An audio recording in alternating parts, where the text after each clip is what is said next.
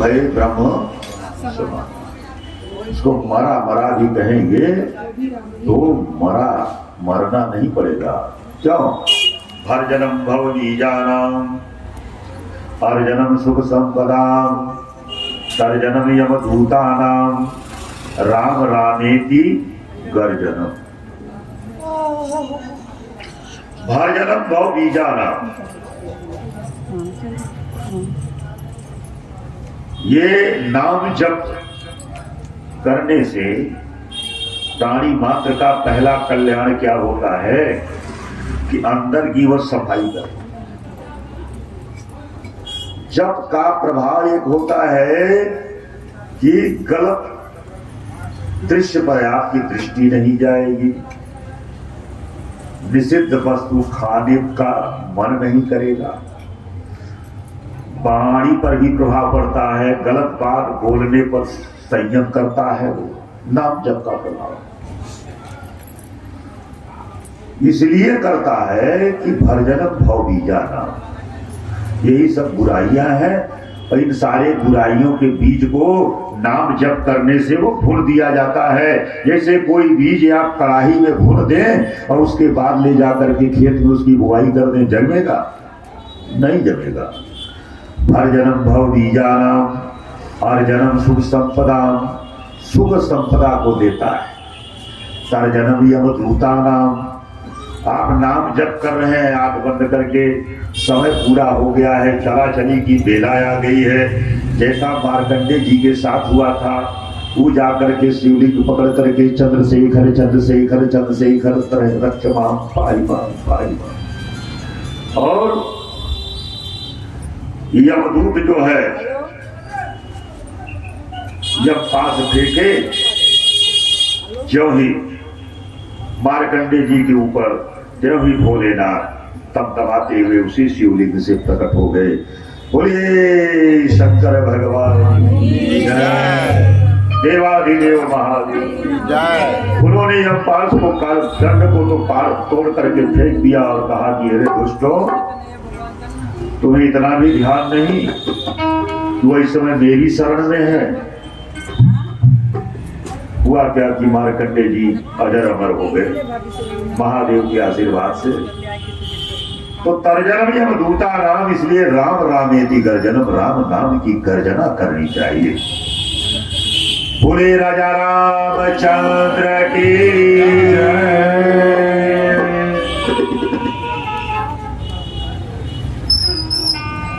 तो दूसरा प्रश्न किया कि शास्त्र अनेक है, मनुष्य के पास समय कम है, इसलिए शास्त्रों का सार समझाइए। सार क्या है? भगवान सर्व समर्थ है तो अवतार क्यों देते हैं? वहीं से सारा काम कर सकते हैं बिना अवतार लिए। भगवान के अवतार कितने हैं? जीवन का परम लक्ष्य क्या है? भगवान धर्म की स्थापना के लिए आते हैं, लीला संपन्न करके चले जाते हैं। यदा यदा हि धर्मस्य ग्लानिर्भवति भारत, अभ्युत्थानम् अधर्मस्य तदात्मानं सृजाम्यहम्। परित्राणाय साधूनां विनाशाय च दुष्कृतां, धर्म संस्थापनार्थाय संभवामि युगे युगे।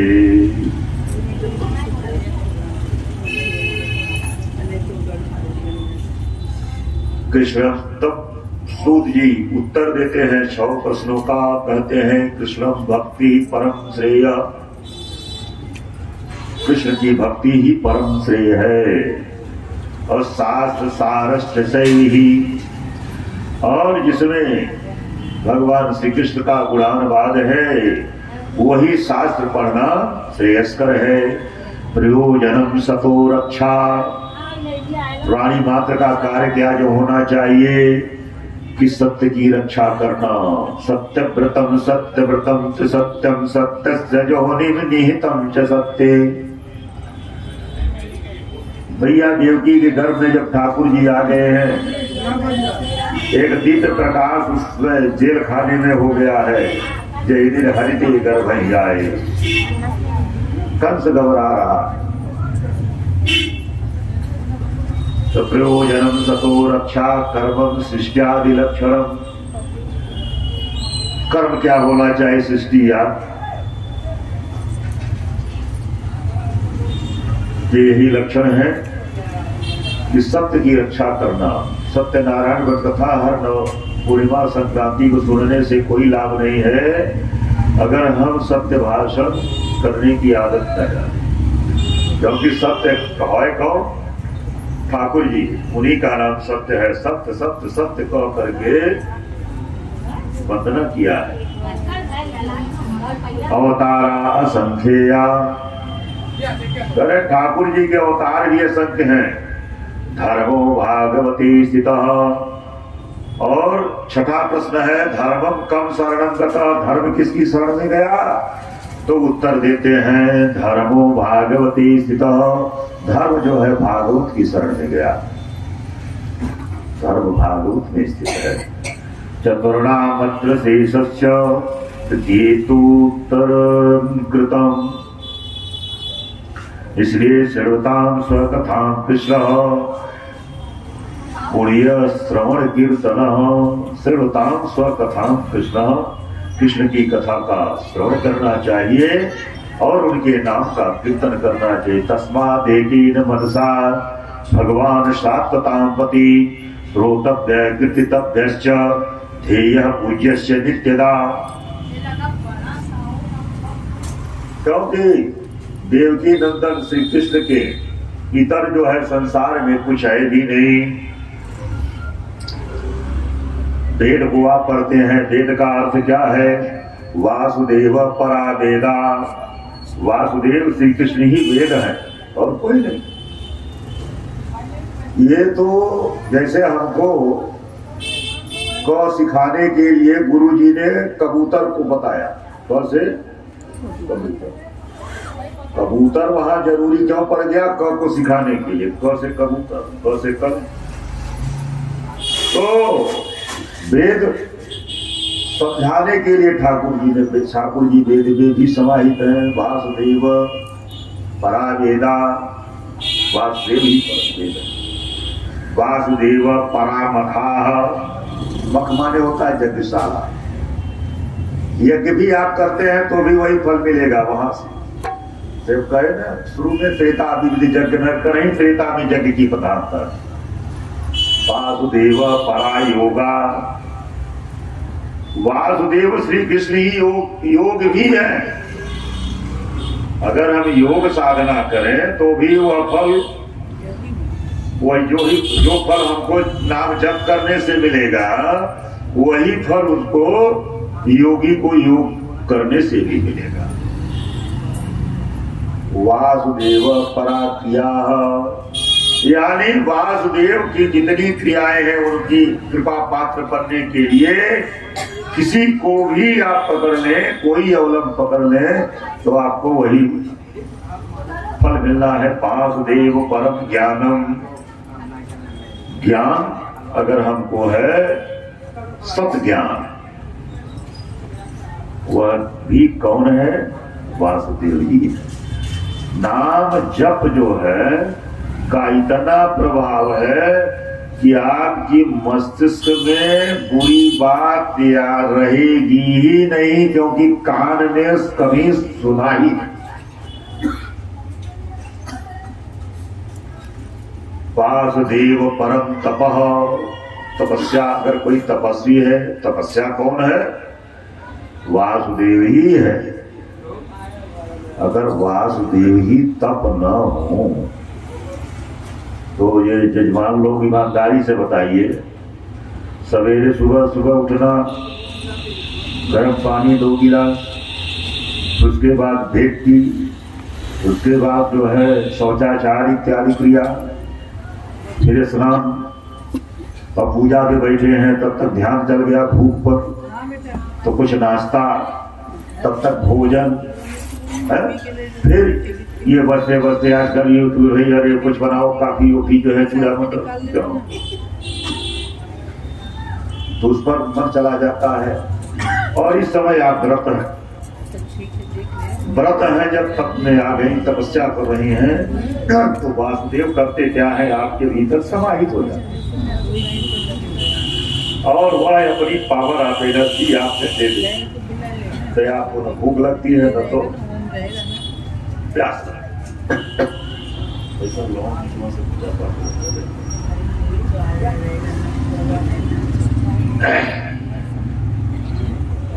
तो अवतार वासुदेव परो धर्मो, धर्म कौन है? वह भी वासुदेव ही है। वासुदेव परागति, सब कुछ वही है, सब कुछ वही। उनके अलावा संसार में किसी का अस्तित्व ही नहीं। जिस दिन जो है ये वासुदेव जी फट जाएंगे ना, निकल जाएंगे यहाँ से, जो ये शरीर क्या है, शरीर तो एक किराए का मकान ही है, जिसको वासुदेव जी ने ले लिया है, किराए के मकान। किराएदार कब मकान में रहता है? मकान मालिक ठीक ठाक हो, मकान बढ़िया हो, बिजली पानी की व्यवस्था हो, कोई असुरक्षा न हो, बगल में लुच्चे लफंगे न हो, मदिरालय आदि न हो, तो वहां पर कैगा आएगी मकान। लेकिन मकान की हालत अगर ये हो गई जो इससे सटा हुआ है, बिजली नदारत, पानी नदारत, प्लास्टर गिर गया, कोई सुविधा नहीं, तो कहीं ऐसा क्यों है, कहीं क्या होता है, पैसा नहीं है, वो आपकी समस्या है। किराएदार करेगा नहीं, दूसरा मकान खोजेगा, उसमें चला जाता है। ये आपकी अपनी समस्या है, हमको पता करना चाहिए। जिंदगी एक किराए का घर है, जिंदगी एक किराए का घर है, एक दिन इसको बदलना पड़ेगा। मौत जिस वक्त आवाज देगी, मौत जिस वक्त आवाज देगी, घर से बाहर निकलना पड़ेगा। इसलिए कलयुग केवल नाम आधारा, और सुबह सुबह नर उतरणी। क्या है? श्रवणम कीर्तनम विष्णु स्मरणम पाप। श्रीमद्भागवत महापुराण की कथा को श्रवण करना, सदा से प्यार नित्य भागवती कथा। एक बार नहीं, जब जब अवसर मिले कभी तब तक कार्यक्रम में जाए और भागवत कथा सुने। क्यों? इदं भागवतं नाम पुराणं ब्रह्म संहितं, उत्तम श्लोक चरितम चकार भगवान ऋषि। यह भागवत है, परम पवित्र है और ब्रह्म संहित है। विदुर जी से ठाकुर कल की कथा में हमने वचन दिया, ठाकुर जी जब धराधाम छोड़ करके अपनी लीलाओं का स्मरण करके यहाँ से प्रस्थान करने लगे तो भक्त रोने लगे विदुर जी, और उन्होंने कहा कि मैं भागवत में रहूंगा। यह भागवत महापुराण भगवान श्री कृष्ण मुरली मनोहर का वांग्मय स्वरूप है।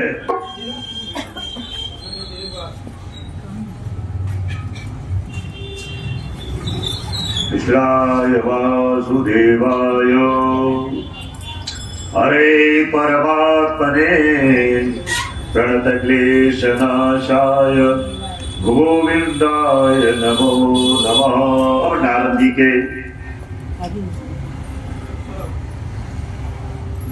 के उपदेश करने पर व्यास जी ने श्रीमद् भागवत महापुराण की रचना प्रारंभ कर दिया। बोलिए व्यास भगवान की जय। द्वापरे समुने प्राप्ते कीजे युग पर्यये जातः पराशराद्योगी वासभ्याम कलया हरे। तो भैया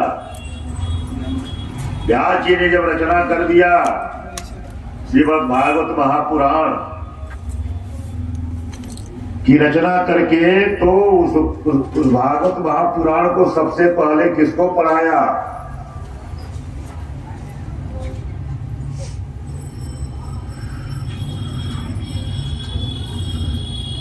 जब आप वही लोग आना जाना करेंगे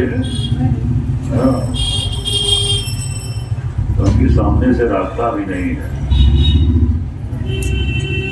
तो वो पढ़ाए किसको? अपने 4 प्रिय शिष्यों को पढ़ाए। व्यास जी के चारों शिष्यों का नाम सुने आप, क्योंकि सुनने का ही फल है यहाँ। पहले शिष्य पायल, दूसरे जैमिनी, तीसरे वैशंपायन और चौथे सुमंतु।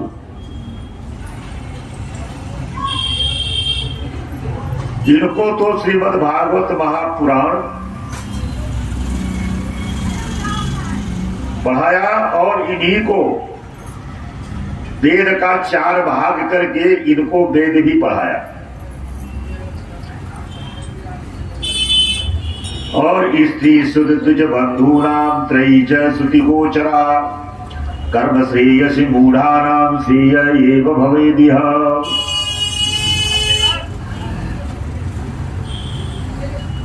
और वर्ण व्यवस्था जो अनादिकाल से चली आ रही है,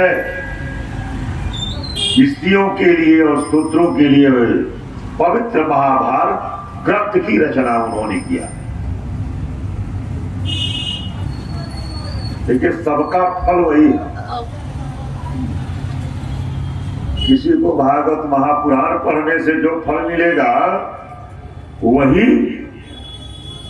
फल जो है महाभारत पढ़ने से ही मिलेगा। ये भागवत महापुराण जिसकी गारंटी, क्योंकि इनके लिए है, इनके लिए। तो स्त्री शुद्ध द्विज बंधु नाम त्रयी जय शुद्ध गोचरा कर्म श्रेयसी मूढ़ा नाम श्रेय एव भवेदिह। स्त्री शुद्ध द्विज बंधु ना, सबको स्त्री और शूद्रों के लिए क्यों महाभारत की रचना किया? तो भैया हमारे समझ में तो यही आता है कि महाभारत में लड़ाई और झगड़ा जो मूल रूप से है इसी का महाभारत है। इसी नाते लोग झगड़ा जहां होता कहते हैं कि यहाँ महाभारत छिड़ल हो ना, तो झगड़े को लड़ाई जब मार काट जब महाभारत।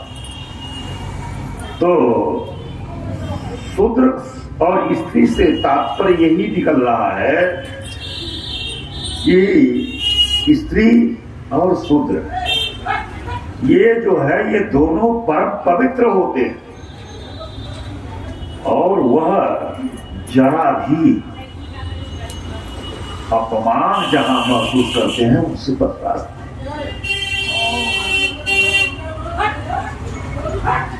शूद्र से तात्पर्य जो है एक और भी है कि शूद्र से तात्पर्य कच्चा रॉ मटेरियल,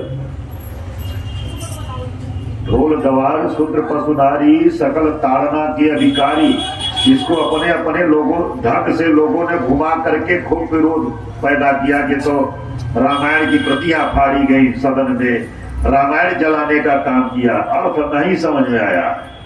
इसलिए अब आप बताइए, नाल वादक भी है, बजा रहे, आप भी बजाते, लेकिन वो ज्यादा अभ्यास है, इनका कम अभ्यास है। जो वह जितना बढ़िया बजा लेंगे हमसे कुछ नहीं बजेगा, हमसे नहीं बजेगा, आपसे नहीं बजेगा, आपसे वो बजेगा जो नहीं बजेगा। अनभ्यासी विषम शास्त्र, पशु को जो अभ्यास पे कर देंगे, बैल यही एक इशारे पर सारा काम करते थे, लेकिन आज का बैल जो टहल रहे हैं उनको पकड़ करके आप जो है गन्ना पेरने वाले में ले जाकर के बांध देंगे, खींच के तोड़ करके भागेगा, वो उसमें घूमेगा नहीं, क्योंकि उसके न उसने आपके स्वभाव को जाना न आपने उसके स्वभाव को जाना। ढोलक बजाने के लिए ढोलक की मात्रा को समझना पड़ता है, और ढोलक जो है अपने बजाने वाले का हक्की समझता है, तब वो बजता है। स्त्रियां, माताएं भी ये शक्ति स्वरूपा है। इनसे काम लेना है तो इनको प्रसन्न करना पड़ेगा। अगर आपने ऐसा बोल दिया कि ये जल भून गई तो झाड़ू में उठेगा।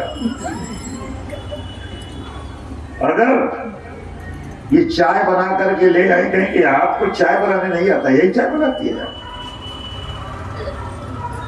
गए हैं आप पैसा के लिए, मान लीजिए कुछ लेना है, पैसा जो है लॉकर में है, फिर भी कह नहीं आइएगा अगले हफ्ते में है, नहीं, इसलिए लौटा देंगी कि आपने चाय की शिकायत कर दी। और आपने चुस्की लेकर के, यद्यप उसमें मैया ने झटके में अगल बगल ही डब्बा था, देख रही थी दूसरे तरफ, और नमक का ही डब्बा उठाई और डाल दी। तभी बोली ये मत करिए, वाह क्या बढ़िया आपकी चाय मैं पी लेता हूं, तो कहीं की चाय हमको पसंद ही नहीं है। गद गद गद गद। फिर जो है आपको अभी मिल जाएगा, अगले महीने का एडवांस मिल जाएगा, निकालेंगे गुलाबी नोट, लीजिए पंडित जी ले जाइए। तो महाभारत सोचे कि अब किसको पढ़ाएं। वेद तो चारों शिष्यों को पढ़ा दिए, अब भी इस पे ऐसे बोले क्या।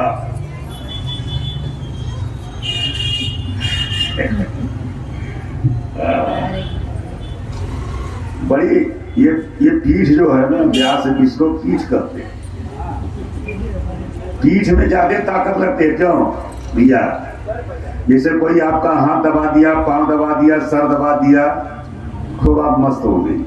लेकिन अगर पीठ भी दर्द कर रहा है, चाहे हमारा ही है आपका, तो ये होता है कि नहीं इस पे चढ़ जाओ ज्यादा, इसलिए कि पीठ को ज्यादा कष्ट। अब देखिए पंडित जी लोग हैं, आचार्य जी हमारे हैं, अगर मान लीजिए कुछ दिक्कत हुआ लघु शंका में, तो आराम से धीरे से जल गिराएंगे, चले जाएंगे, आचमन वगैरह करके आगे। लेकिन ये पीठ बड़ा कष्टदायक, इससे हम उठ ही नहीं सकते जब तक 7 बजे विराम ना। तो ये भागवत पढ़ाने के लिए इन्होंने अपने जिस शिष्यों को वेद पढ़ाया था, उनको पहले एक ठेठ श्लोक दिया। जब कल की कथा में आप सुन चुके हैं, ज्यादा हम कथाओं को रिपीट करेंगे तो हो नहीं पाए। व्यास जी जो भागे पैदा होते ही, अरे सुखदेव जी और ये दौड़ाए हैं, पुत्र रुको पुत्र रुको पुत्र रुको, रुके भैया। तो जंगल में जाकर के अपना समाधि हो गए सुखदेव जी परमहंस। तब अब इनको व्यास जी को वकील लगा रहे हैं, कैसे मेरा पुत्र मेरे आश्रम को आए। तो अपने उसी 4 शिष्यों को यह श्लोक दिया भागवत का कि जा करके इस श्लोक को मेरा बेटा जहां समाधि में है, वहीं जाकर के इसी श्लोक का गायन करो। श्लोक कौन सा? अहो वकीयम स्तनकालकूटम